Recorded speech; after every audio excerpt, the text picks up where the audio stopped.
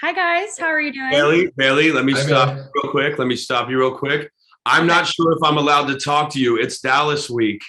I'm the biggest Birds fan there is. So Oh, you may want to direct all your questions to Matthew. did he introduce me as Bailey Briggs from Dallas, Texas? Yes. Crap, he blew my cover. No. I wanted to start off by saying, Matthew, I know you were obsessed with Jason and his story, but Ryan, I'm sorry, I do have to ask you questions and you, I hope, answer them. I will. Ryan, had you heard of the story before?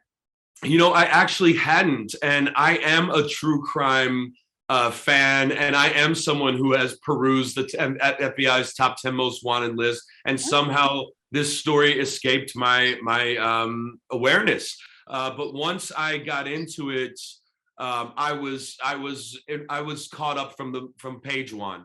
And Matthew likes to say, when you look at the top 10 list at that time, it had Bin Laden on it. It had Whitey Bulger. And then there was this blonde haired, blue eyed surfer guy.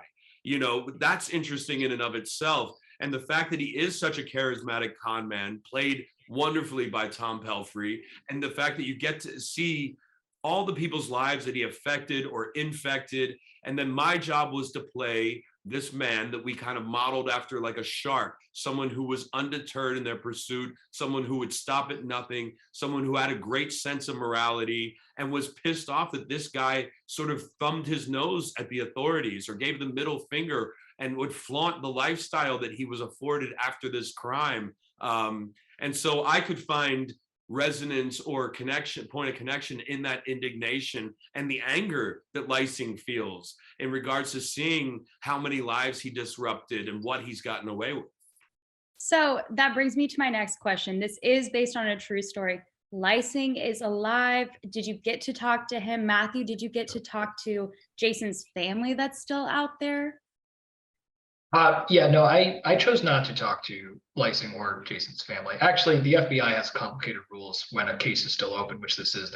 They don't usually cooperate with films because it's an ongoing investigation. Spoiler alert.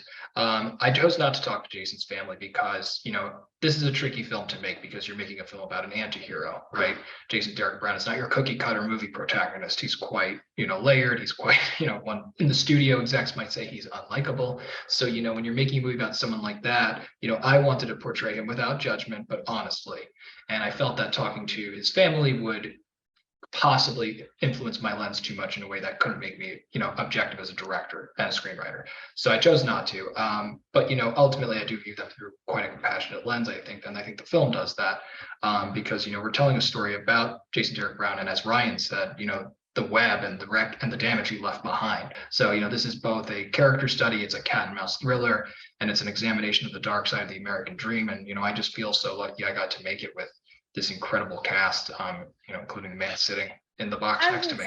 I was gonna say, this is your first feature film, correct me if I'm wrong.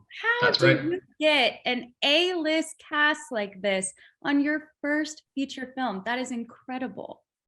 Well, I have great producers and I have a great team behind me. I mean, look, it always comes down to a combination of things. I worked really hard on this movie for a long time. There were a lot of false starts, where it looked like it would get made and then it wouldn't. We went out to cast the film after I think a year of development with two production companies, GG Films, Charlie Picture Show. We were really trying to get the script right, and then we went to cast. We were like, we're ready to go. Let's get this to actors in March of 2020. So not the most ideal time, but fortunately for me, we saw Tom on Ozark, and everyone kind of felt, oh my God, we have to get this guy to do it. And then after Tom and Ryan signed on, I mean, it was really like everybody wanted to come play. And it was just an amazing thing. And look, we filmed the movie in November, December of 2020. The odds that Tom Pelphrey, Ryan Phillippe, Jackie Weaver, Idina Menzel, Moises Arias, Chantal Van Santen, Kevin Corrigan, Paul Schneider, all would have been available at any other time. I mean, the world was locked down. They liked the script enough to take a chance on a first-time director because nobody runs up to a first-time director trying to give them a job.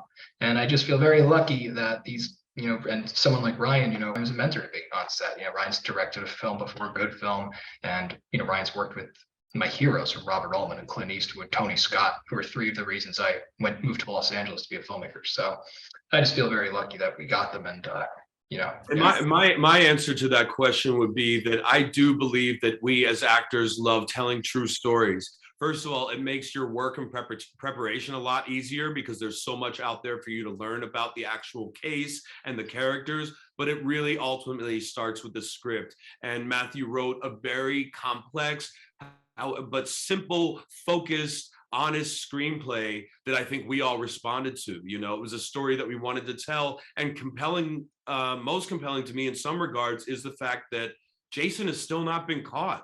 And maybe more people see this movie, talk about this movie, we can get this guy. And Lysing can finally have some peace.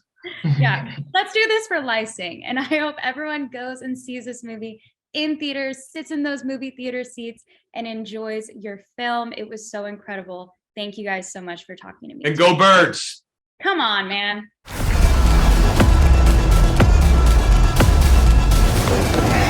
One man against a loaded gun. Tell me, where is your brother? And do not lie to me. Did you kill that man? I always tell you the truth. You know that. How do I look? Deadly. Good answer.